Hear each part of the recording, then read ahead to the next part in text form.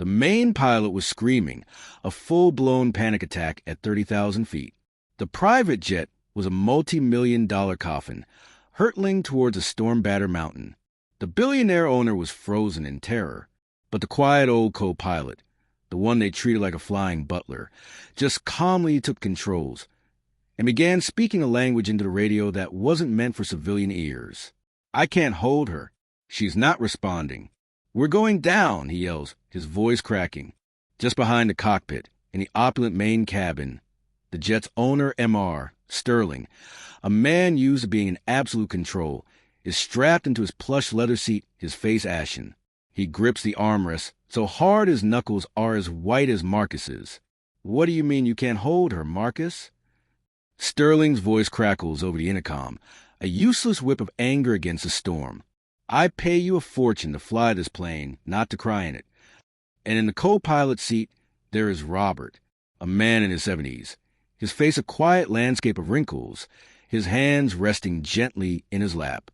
Throughout the flight from New York to Zurich, he had been a ghost. He had poured coffee, nodded at Marcus's arrogant jokes about his age, and checked weather charts that Marcus ignored. To Sterling and Marcus, he was an insurance requirement, a warm body to fill a seat, a relic from a bygone era of aviation. Now, as chaos consumes the cockpit, Robert's expression remains unchanged. There is no fear. There is no panic. There is only a profound, unnerving calm. He watches Marcus wrestle with the controls, not with pity, but with the dispassionate eye of a master craftsman observing an apprentice botching a job. With a movement that is both gentle and absolute, Robert reaches over. He places his weathered hand over Marcus's trembling ones on the yoke. "I have control," he says. His voice is not loud, but it cuts through the alarms and the screaming wind with a clean, sharp edge of scalpel.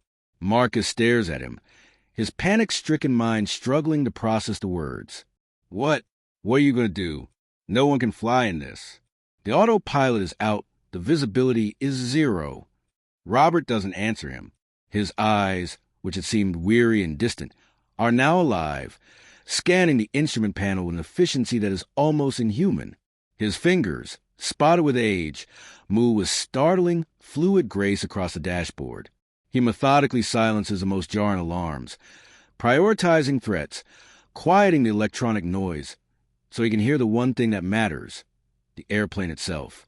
The cockpit's cacophony subsides, replaced by the deep hum of the engines and the howling of the wind, a sound he seems to understand.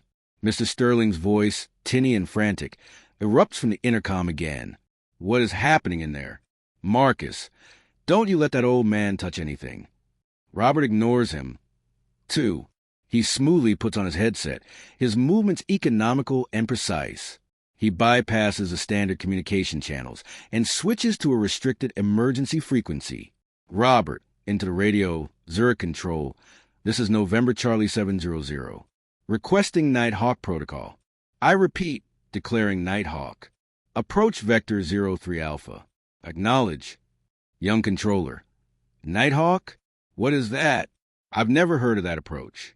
It's not in the manual." Anselm's eyes are wide. He pushes a button, his voice urgent to his supervisor. "It's not a civilian protocol." He points at the screen. "I've heard that call sign only once before in a simulation, based on a real-world event. AC 130 landing blind in a sandstorm in Bosnia 25 years ago." His voice drops, filled with a sudden, profound respect. "Whoever is on that radio, clear that corridor for him. Now, all other traffic, divert." "Marcus, Nighthawk? That's a myth. A Black Ops blind landing procedure. They don't teach that anymore. It's for the legends." Robert's eyes never leave the instruments. He's flying the jet entirely by hand now, not fighting the turbulence, but using it, feeling the currents of the storm and making micro-adjustments that seem to anticipate the wind's every move. This isn't a commercial pilot wrestling with a storm. This is a fighter pilot hugging the terrain, using the chaos as cover. "Sometimes," Robert says, his voice a low, steady rumble, "you need the myths to work." In the cabin, Mr. Sterling watches the monitors. The jet's terrifying lurches have smoothed out. The violent shaking has been replaced by a steady, controlled rocking. His fear begins to recede, replaced by a bewildering sense of awe. Robert continues to communicate with Zurich Control, but it's not a normal conversation. It's a clipped, coded dialogue of vectors, altitudes, and descent rates that only he and Anselm seem to understand. It's the language of pilots who have flown together through hell and back, a conversation built on a foundation of shared, unspoken rules. Gear down, Robert announces calmly into the dead silence of the cockpit. Marcus forces himself to look out the window. It's like staring into a glass of milk, a solid, impenetrable wall of white. "You can't see the runway," he gasps. "We're still in the storm."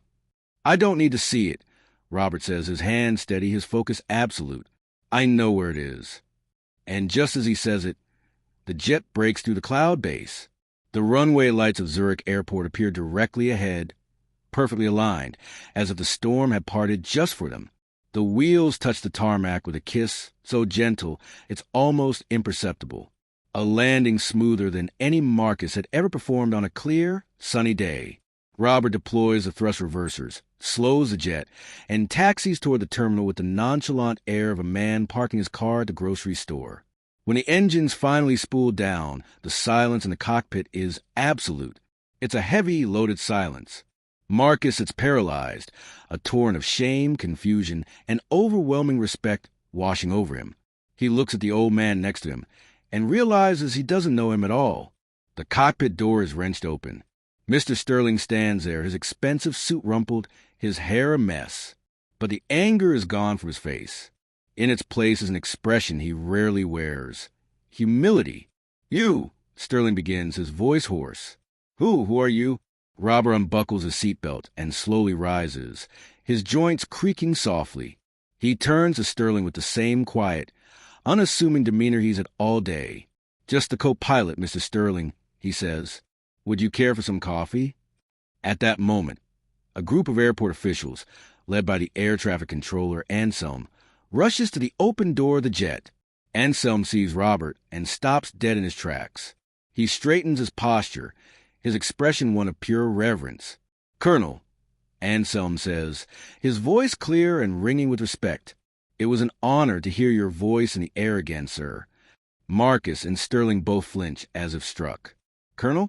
The quiet old man they had dismissed as a glorified steward was a colonel. True masters don't need applause. They don't need a title. They just need a crisis. In the anatomy of storm, some men see only chaos.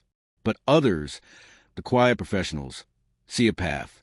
They are the old hands who carry the muscle memory of 1,000 impossible situations. They are the steady presence when the world begins to shake. So now I ask you, who is the steady hand in your life? The person who is calmest when the storm is at its worst? Honor them in the comments below. And if you believe these stories of silent courage need to be told, subscribe to Untold Legacies. Help us shine a light on the quiet heroes. We will see you in the next one.